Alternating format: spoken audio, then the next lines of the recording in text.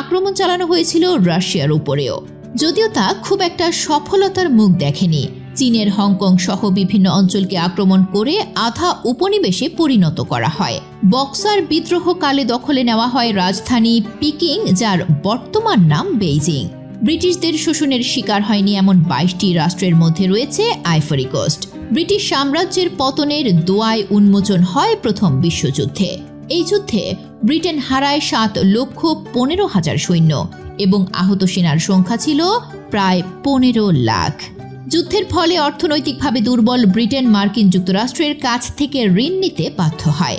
1919 সালের আইরিশ স্বাধীনতা যুদ্ধ, 1922 সালে আয়ারল্যান্ডের স্বাধীনতা লাভ থেকে শুরু করে রাশিয়াতে বলশেভিক বিপ্লবের মাধ্যমে কমিউনিস্ট সোভিয়েত রাশিয়ার জন্ম ব্রিটেনের জন্য পরোক্ষভাবে প্রতিকূলতা সৃষ্টি করতে থাকে।